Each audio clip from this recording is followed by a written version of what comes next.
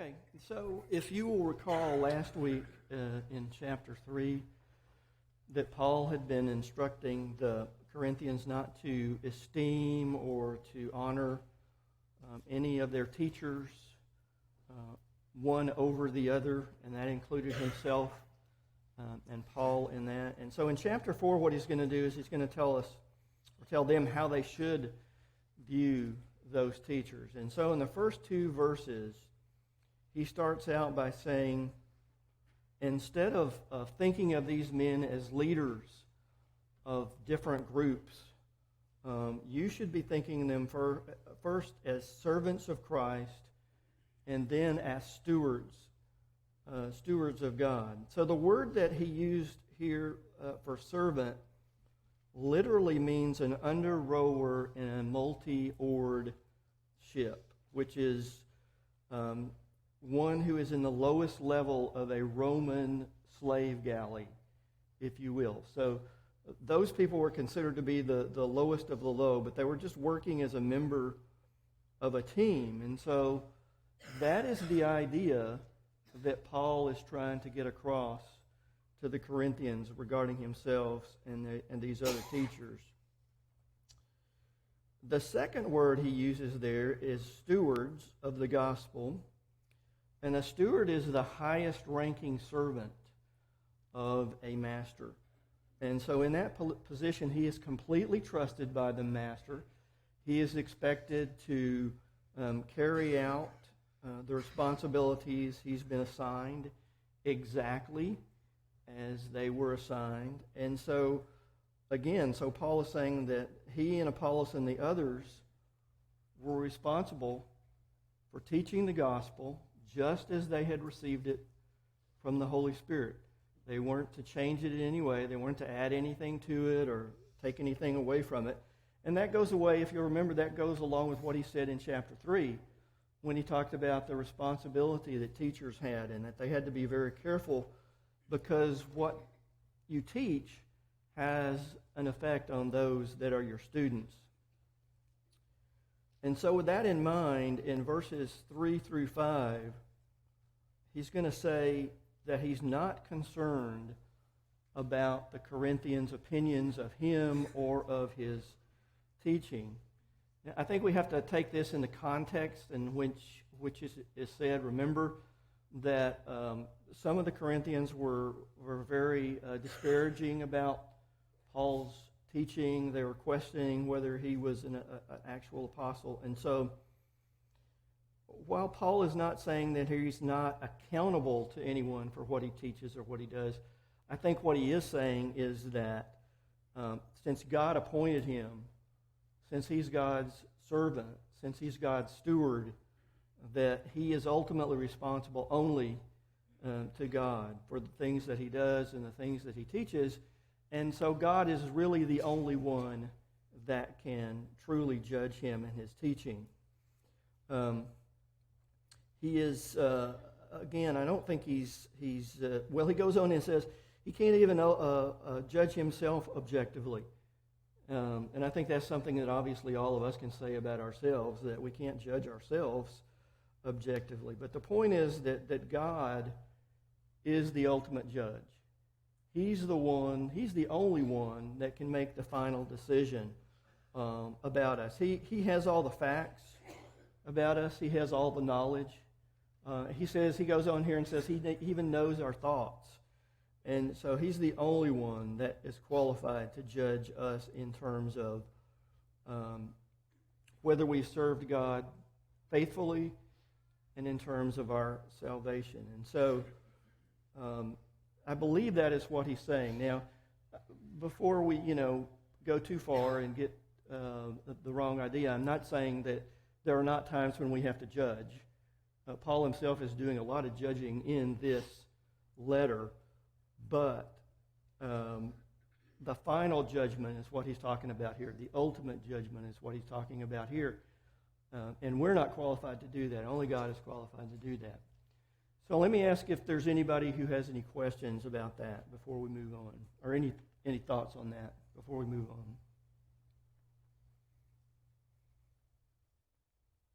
Okay. So in verses 6 and 7, he says that he has used himself and he has used Apollos as examples to teach them some lessons. Specifically, he's talking about some lessons to teach them not to be so proud and so arrogant of themselves. And as we can see, that was a huge problem for them. It was a continuing problem for them. We're going to see that throughout the next couple of chapters. And so it is apparent that there were some teachers here at Corinth who were causing problems within the congregation. Maybe they were trying to change God's word. Maybe they were trying to make their own disciples. But Paul says he doesn't mention them by name. He's used himself and Apollos as examples of this. But I think it's probably clear that his readers knew who these men were. He doesn't mention them, but I think it's clear that they knew who they were. So Paul says, don't follow after these men or accept their false doctrine. And so in verse 7, he's going to ask them 3 rhetorical questions to emphasize this. First, he asks, what makes you different or superior to others? Why are you so arrogant? Is it because you have spiritual gifts? Is that possibly why you're being so arrogant? Second, he asks, what do you have that you didn't receive? Everything they had been given by God, and it had come through Paul. And so they didn't have anything that they didn't receive. And so then he asks, why do you boast? Why are you boasting as if you yourselves did something that was great? Because everything, again, that you have, you received from God. They hadn't done anything to deserve these gifts or these abilities. They hadn't done anything to earn them, and so they didn't have any reason to boast. They should have been giving the glory to God, and I think that's something that just reminds us today that we need to be careful that we don't have a similar attitude. We need to remember that everything we have comes from God and give Him the glory and not try to take it on ourselves. So I think that's an important point for ourselves.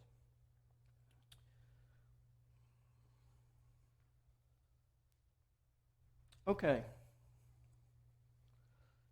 So instead of doing this, instead of giving thanks to God, instead of giving Him praise and thanks for what they had been given, as we just saw, some of the leaders and some of the teachers had developed this attitude of pride and self-satisfaction.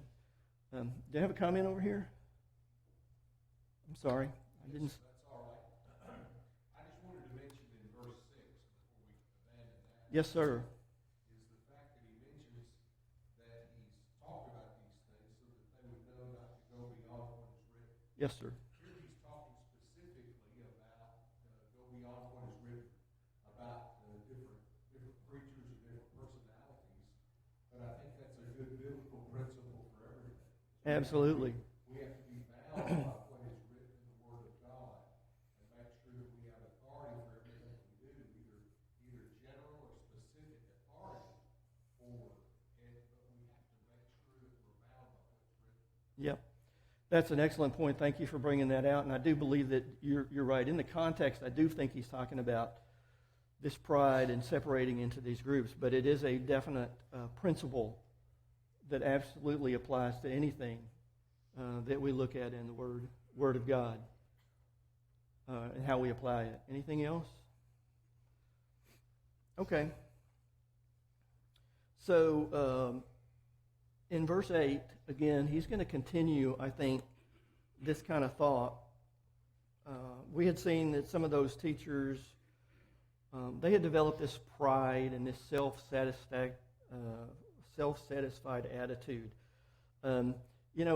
We have to read sort of between the lines and look a little deeper maybe than what's on the surface here, but it appears that some of these teachers there in Corinth thought they had progressed so far themselves because of maybe the spiritual gifts that they had actually surpassed Paul and that they didn't need any more instruction from him or from the other apostles, and so he talks about the fact that they thought they were rich, that they were kings, and so they were very proud of themselves.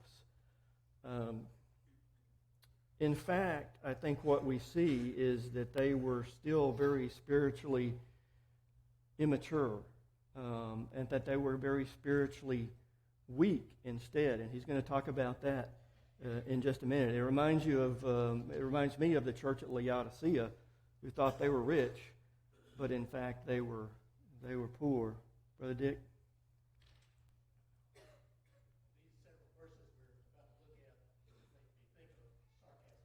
Yeah. Well, that was my next statement. It's that in verse 8, he is going to go forward, or he's going to use a large, I think it's a large degree of sarcasm. He says he would be glad if what they just thought about themselves, that they were reigning and that they were rich spiritually. He would be very happy if that were true, because if that were true, then surely the apostles, including himself, would be reigning with them, and they would be in that same kind of situation that they were in. And if that were true, they wouldn't be suffering the way they were. And to explain that, in the next verse, he's going to go on and he's going to talk about how much they were suffering to preach the gospel. He says, in contrast to the Corinthians' estimate of themselves, they were treated quite differently. And so the first thing he talks about seems to be a metaphor of a victorious Roman general. And when a Roman general had a great victory, he would lead a parade into the city of Rome, and at the end of the parade would be the captives that he had captured during his victory. And those captives would be exhibited to the crowds as they came in.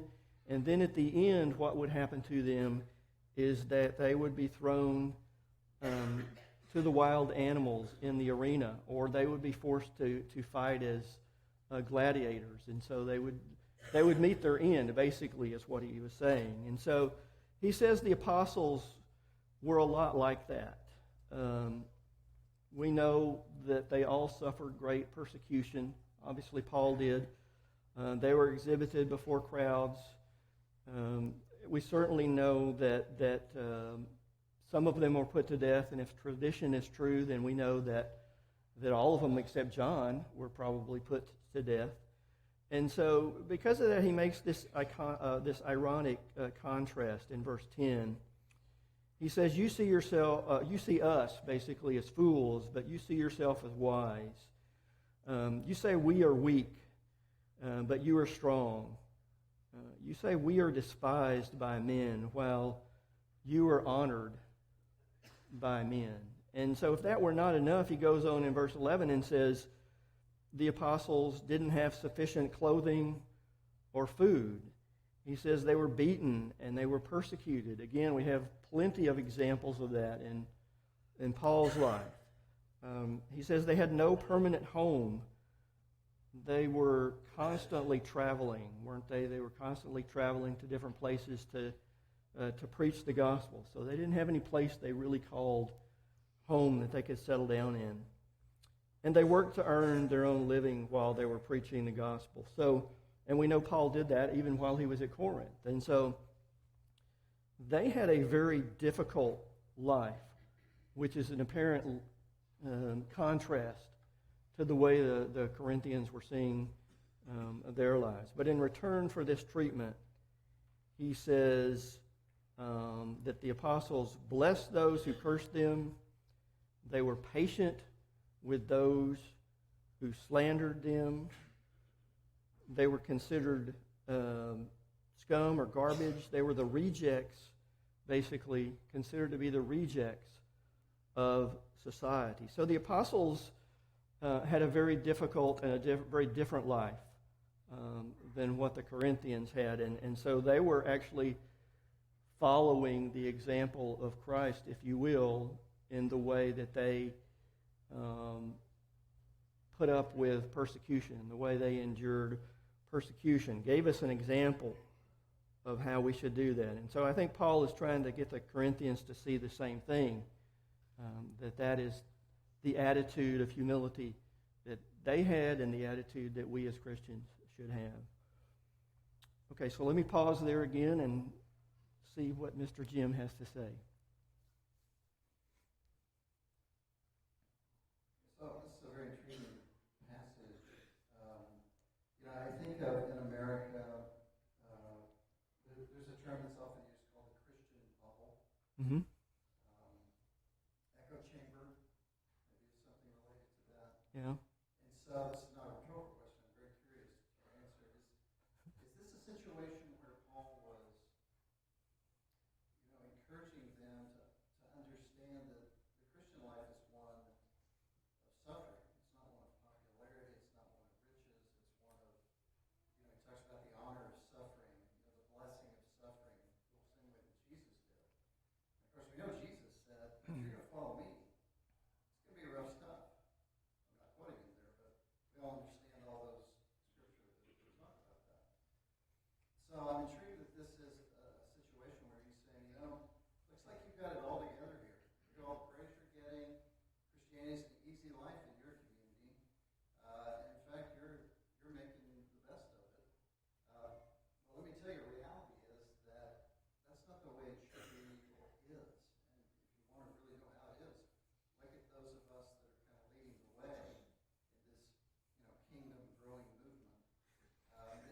Is that the sense of the tone here? I think Or that's am I it. taking it too far? No, I think that's at least part of it, because I think, we're going to go on to see how they were treating sin, and so if they were living the way they should, I don't think it was going to be quite as easy. Now, maybe they wouldn't be suffering quite like the apostles, but I don't think it was going to be quite this luxurious a kind of a life, because they were going to be living differently than everybody around them if they were living the way they were supposed to. Yes, easy.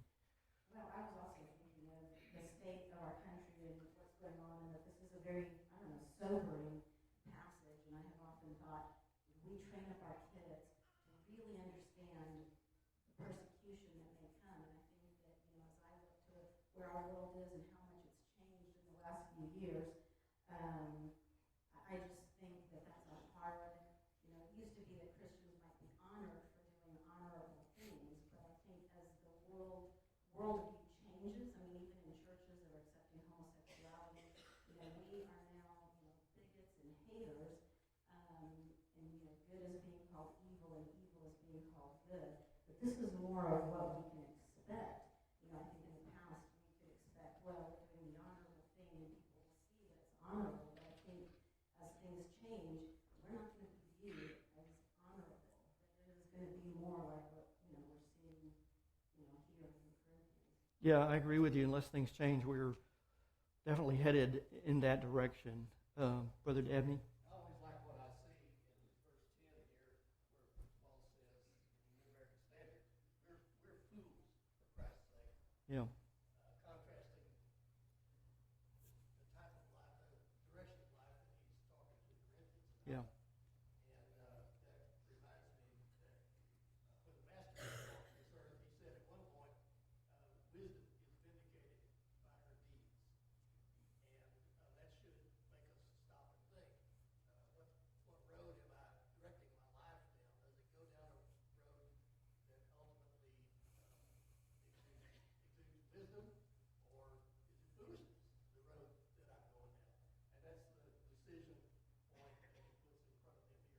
Pick what road you're going to be going down. One of them leads to wisdom, the other does not.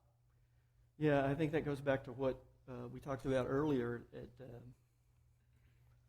the world's wisdom versus God's wisdom. And if we're going to take God's wisdom, we're going to look foolish in the eyes of the world. But in fact, Sometimes it takes a little bit to bear out. yeah, may not see it immediately, right? But eventually. And that may be where we are right now. Anything else? Okay.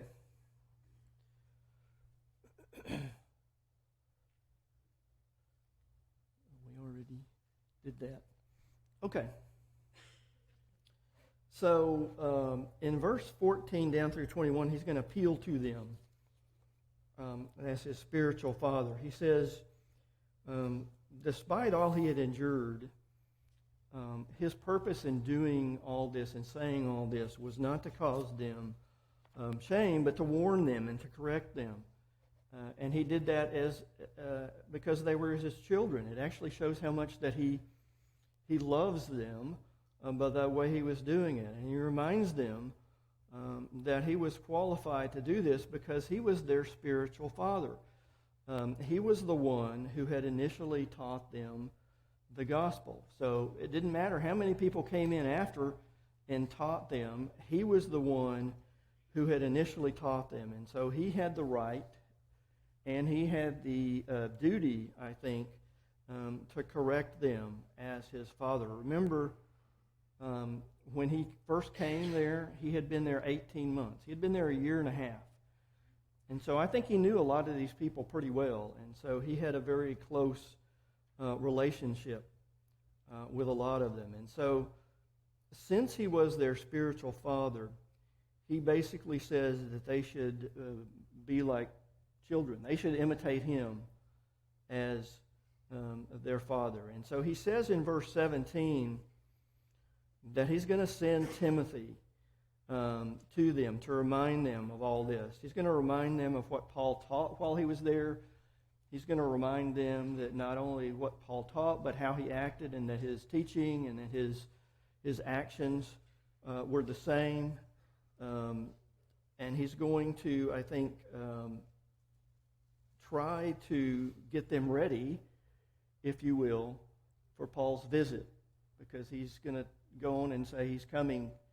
He's going to come soon, and I think what he's trying to do is get them to make the corrections they need to, so that the trip that he makes won't have to be as painful as it could be. So in verse 18 he says that when he does come, that those people who are questioning him, those people who are causing problems, are going to have to give an answer for their actions and their words. So apparently there were some of these people in this group who had, he says, had become proud, and who were saying that Paul was afraid of them, that in fact he was only sending Timothy to them because he was afraid of them and he didn't want to come, and so to correct them in person. And so in verse 19, Paul says, if God allowed him to, he would come soon. And we know, of course, he did. And then everyone was going to see if these people who were so bold when he was away could back up their big words. Or, we might say where they all talk. They didn't take any action. And so when he arrives, he says he's going to show them that the kingdom is not advanced by eloquent speech, but it is advanced by the power of the gospel. And so basically, they're the ones that have to decide. They have to decide whether, when he comes, whether he's going to have to be harsh with them, and whether he's going to have to punish them, or whether he's going to be able to come to them with gentleness and with love, and so and encouragement. And so in the second letter, Paul talks about the fact that he'd actually delayed his return to them in order to give them some time to make these corrections. And it appears from what we see in that letter that they had made most of those corrections. Okay, so that brings us to the end of chapter 4. Anybody have anything that you would like to comment on at this point in time? Yes, ma'am. I can't.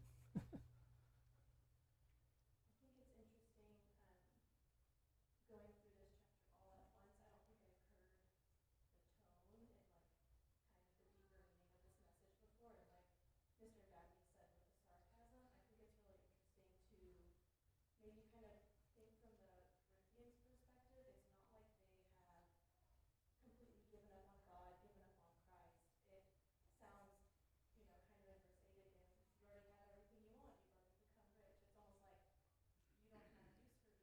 Yeah. You've gotten what you need from the gospel.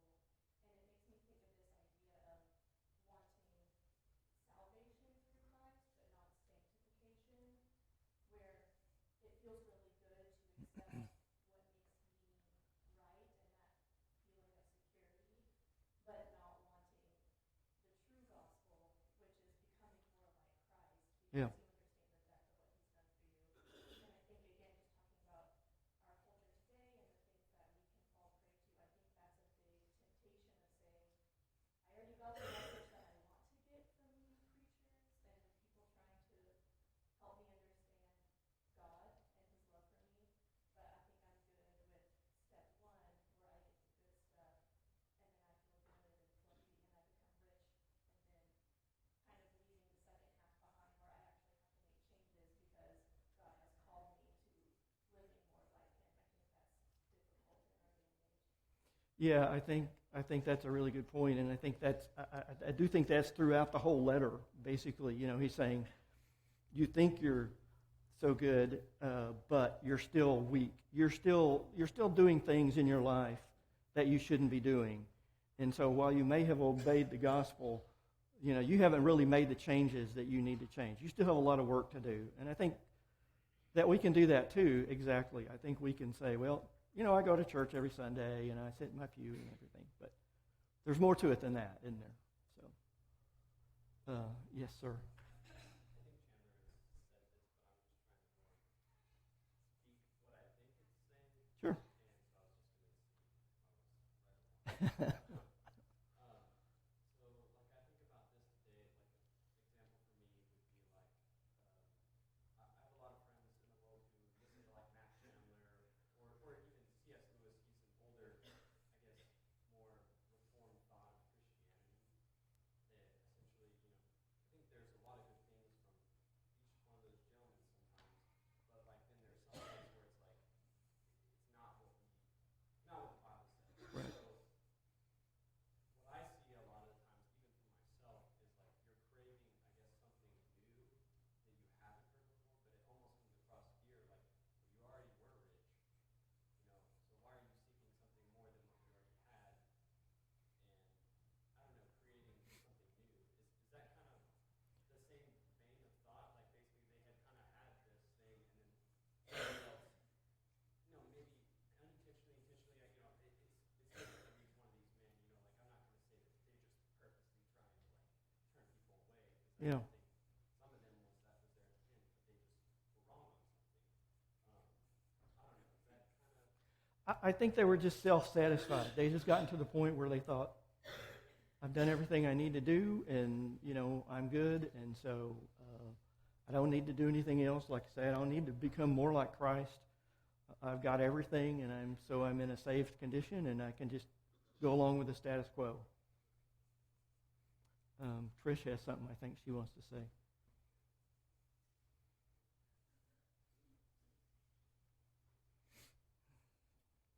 The last verse of this chapter is a father talking to his children. I can remember when I was younger, we used to make a trip from Washington State to Alabama in a station wagon with 4 kids. And there were many times Daddy didn't even have to say it. He would just look in the rearview mirror at us. But it's like, do I have to stop this car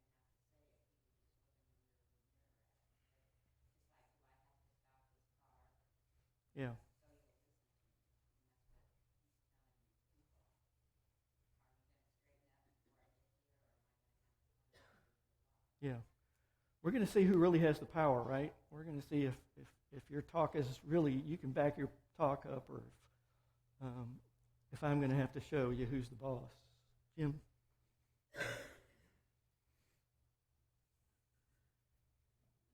One more quick comment that Christian spurred in my mind. In this culture, the Greek culture in the first century, the sophists, the Greek sophists, Greeks were so excited about new things. Mm-hmm. Yeah. And so there would be people that would go around. Many of their names are studied in school. Aristotle and guys like that. And they would go around and they would make big money giving eloquent speeches about something new or some way of thinking. So this was the culture that these people grew up in. Yep. So they would have known of that.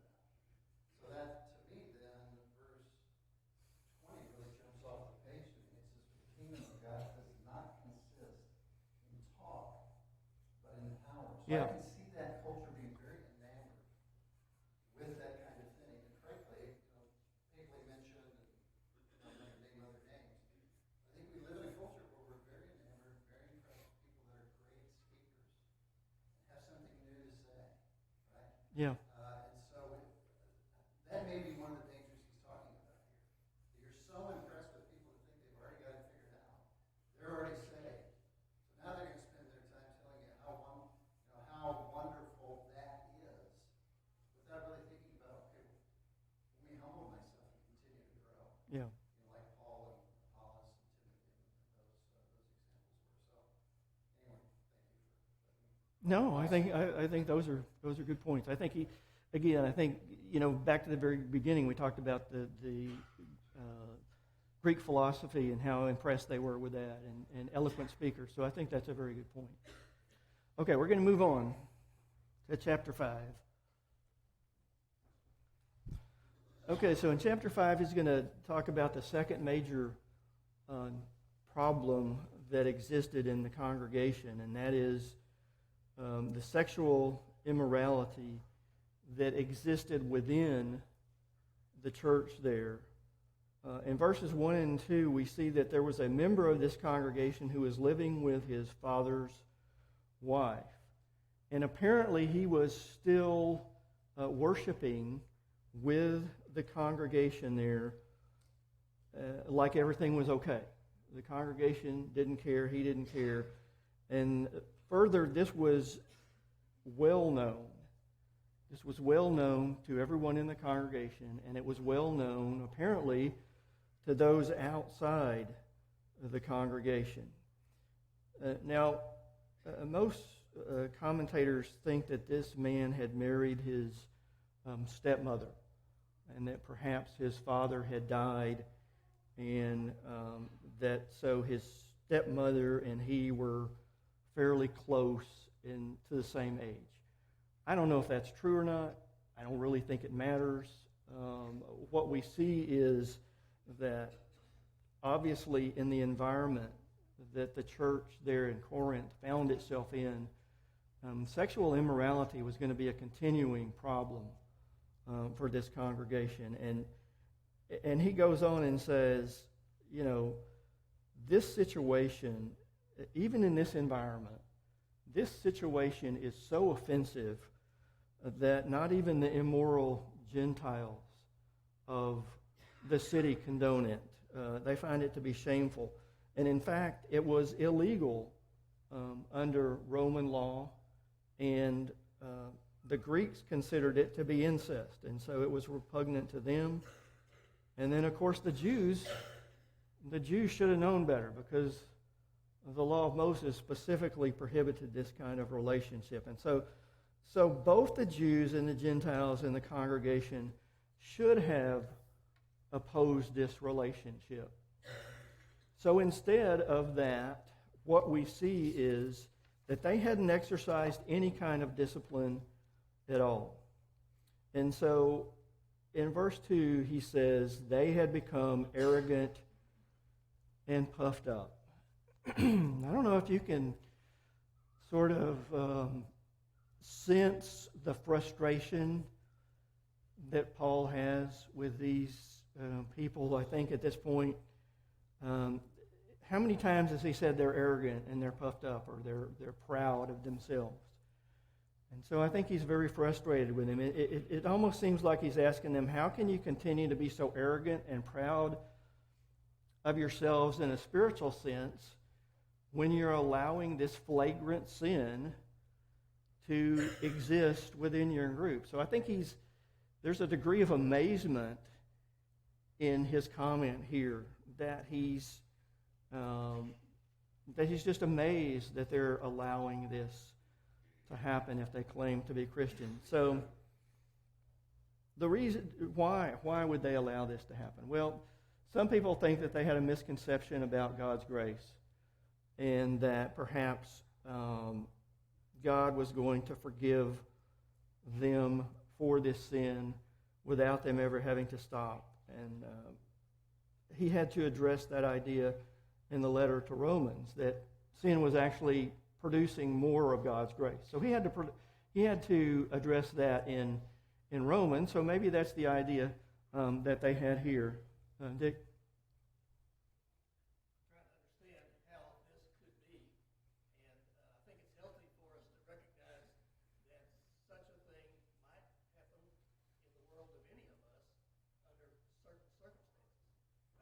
I doubt this was a fella who just showed up 2 months ago and all of a sudden fell into this relationship and essentially said to the people around him, "This is in your face. This is how I'm going to be, and you ought to accept it." That probably is not how this happened.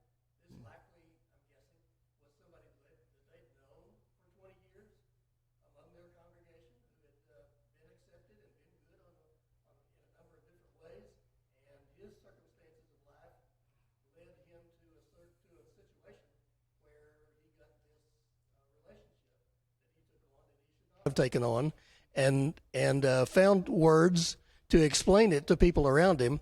So it's sort of they found a way to swallow it and be okay with it week by week for a little while, and then it just sort of became part of their culture. And that can happen around us. We can find ourselves in a situation we have to say into the mirror, ought not to be. How did it get this way? And what are we going to do with it? Yeah, I think you said two things. There's two of the weapons that Satan uses is gradually tempt us to fall away. A lot of times it doesn't happen right overnight. So gradually things happen. And the other thing is to rationalize what we do. And so I think people do that a lot. And so I think those are good things. Mm-hmm. Yeah, I mean, if we find ourselves in that situation, we can rationalize things that we never would have thought about before that we would have. So I think that's a good point. Curtis? I think the one of the reasons for this is because discipline is just hard. Yeah.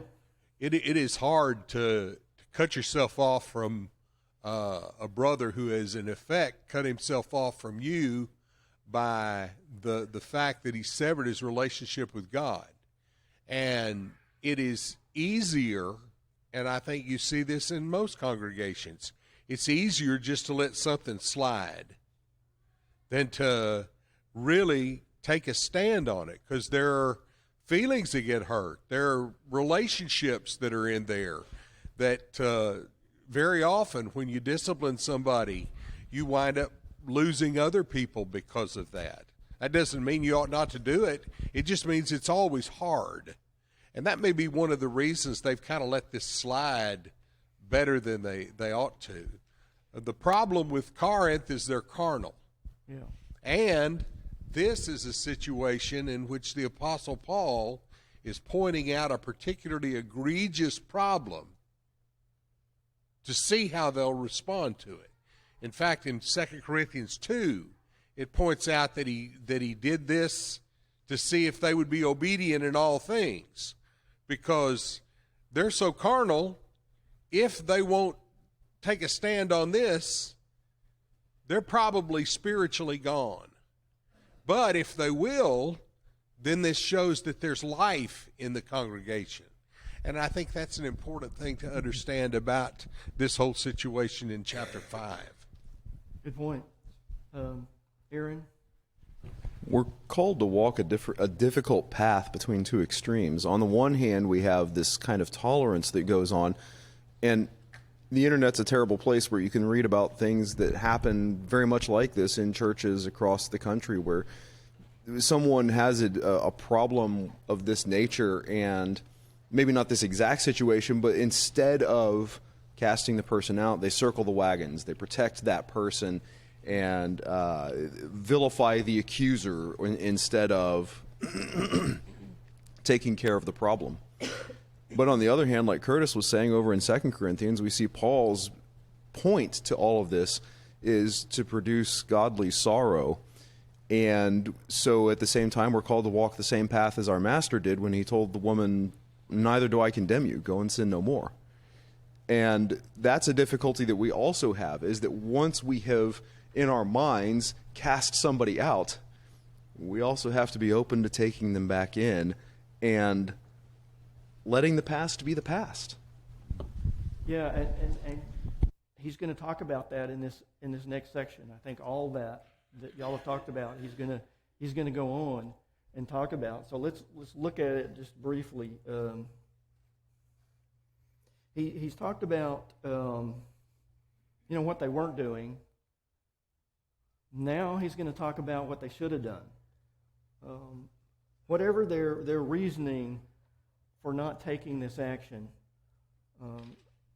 he says, first of all, that the congregation should have been grieving. They should have been sorrowful about this situation. It didn't make any sense for them to be proud of this situation. So the word that is used here for sorrow is like the sorrow you have at the death of a loved one. So this is a serious, deep sorrow, and so they should have had that same kind of sorrow for someone who had died spiritually. And then that grief, as you just said, should cause them to take action to save that person's soul. Secondly, he says that they should put him out of the church, again, which means to be literally taken away. And we'll discuss that probably more next week. But he says in verses 3 and 5 that while he is not there physically, he's already made the judgment on this particular situation. The facts of this case were not in dispute. It had been widely reported. And so, Paul knew everything that was going on. There was no argument about what was happening. And so, while it's clear that he was very concerned about this particular brother, I think what we see is that he's more concerned about the congregation and how this ongoing sin that existed in the congregation is going to affect them and is going to what's going to happen with the congregation if they don't remove that sin. So he's going to go on and talk about how to do that discipline and why to do that discipline. We're going to stop right there because I think I'm getting the sign that we're about out of time.